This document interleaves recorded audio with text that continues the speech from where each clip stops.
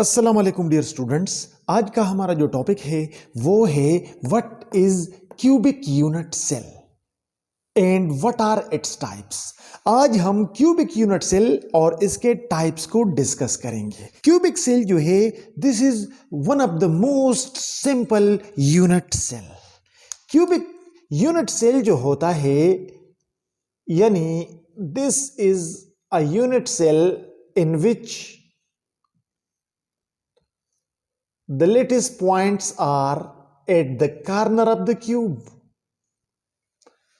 and there are total 8 corner in a cube.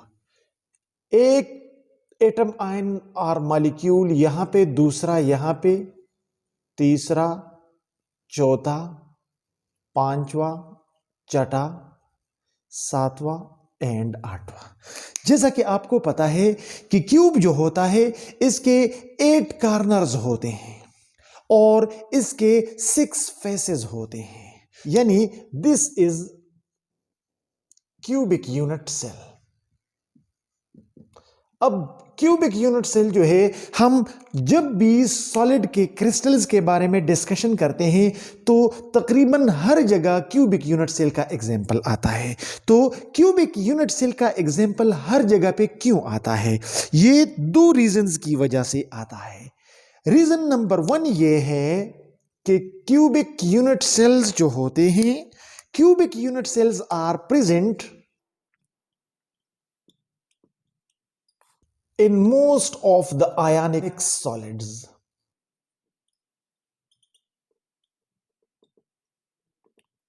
And metallic solids.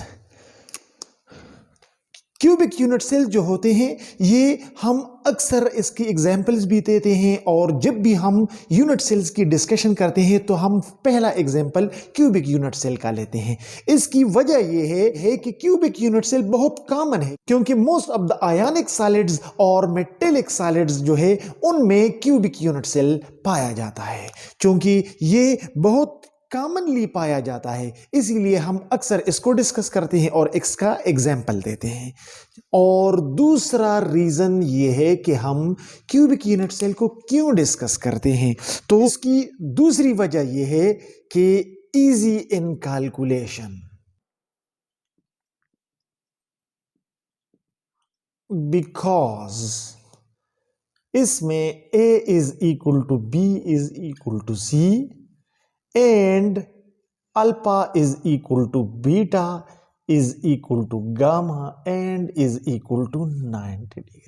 और दूसरी वजह यह है कि क्यूबिक यूनिट सेल जो है अगर इसकी बेस पे हम कैलकुलेशन करते हैं तो बड़ी आसानी के साथ करते हैं क्योंकि इनके तीनों एज लेंथ जो है वो सेम होते हैं, बराबर होते हैं और इनके तीनों एंगल्स भी सेम और बराबर होते हैं। लिहाजा इन 2 रीजंस की वजह से जब भी हम यूनिट सेल की बात करते हैं तो हम एग्जाम्पल भी क्यूबिक यूनिट सेल की लेते हैं, हम अक्सर डिस्कशन भी क्यूबिक यूनिट सेल पे करते हैं। अब ये जो हमारे पास क्यूबिक यूनिट सेल्स है इसके मुख्तलिफ टाइप्स है।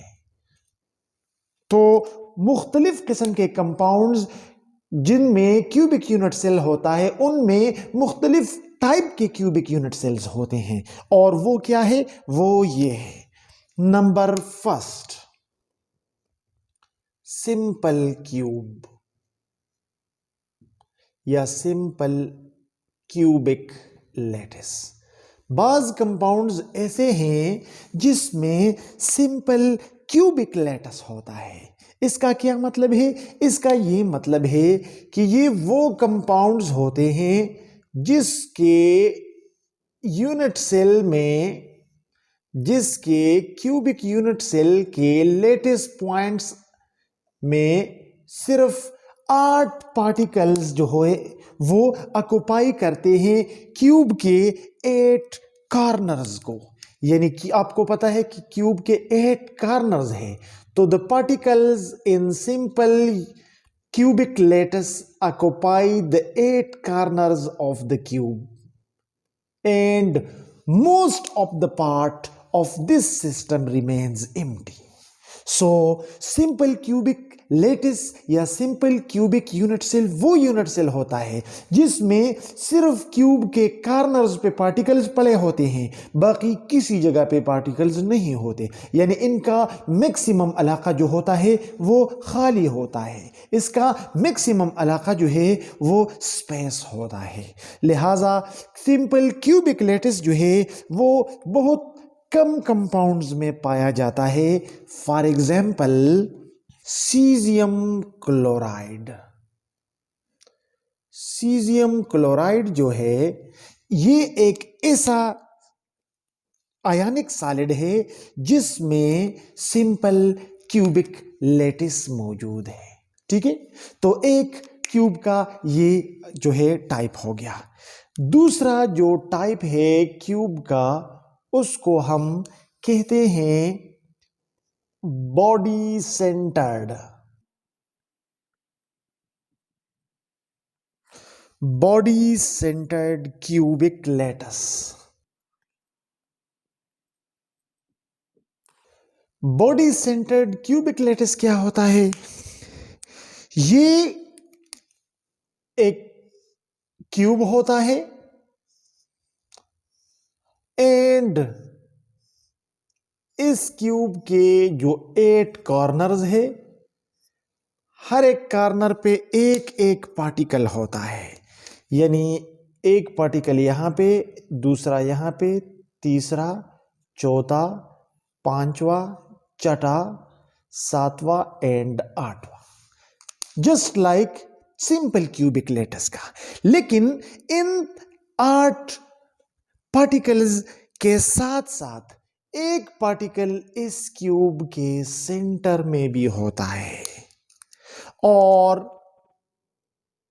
ये पार्टिकल जो इसके सेंटर में होता है, this particle is present in addition to the 8 particles mentioned. So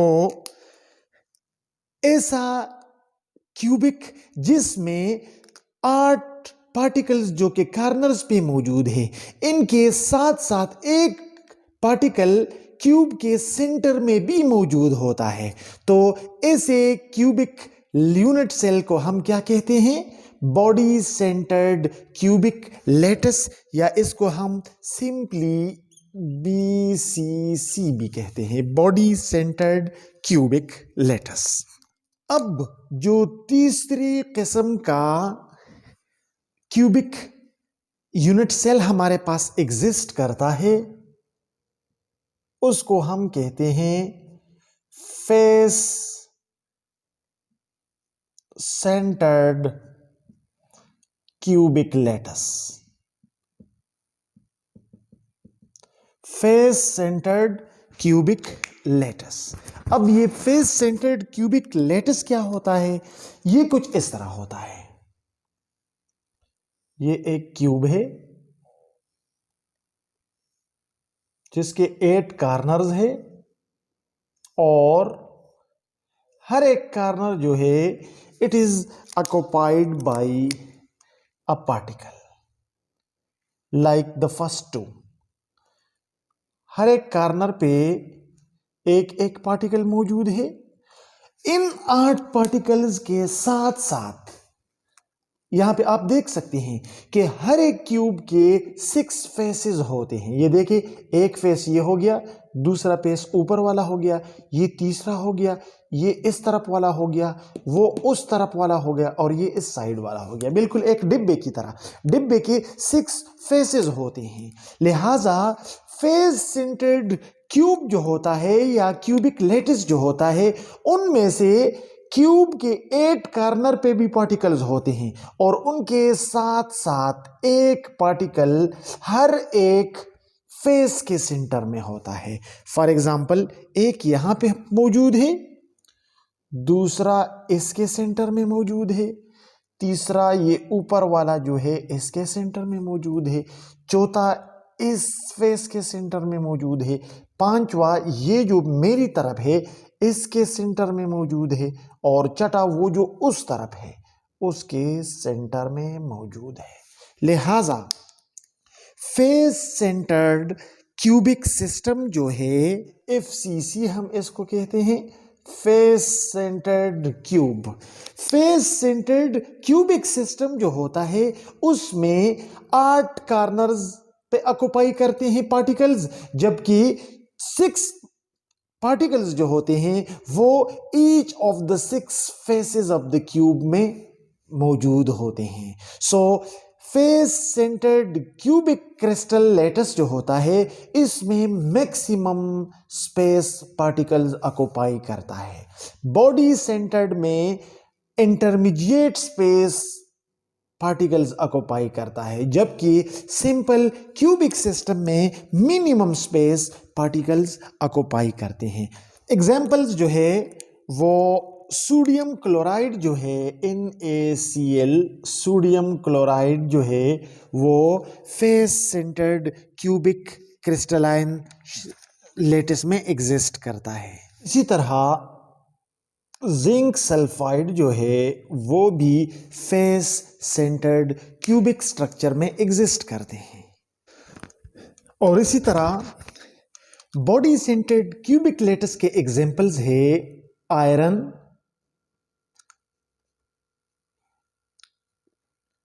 tungsten,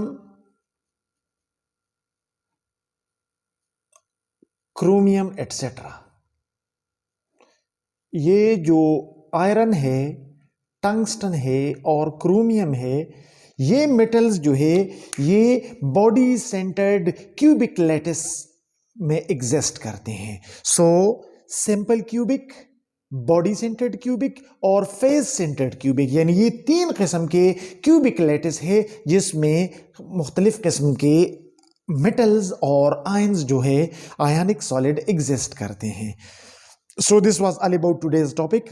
If you still have any question, you can ask your question in comments. Thank you for watching this video.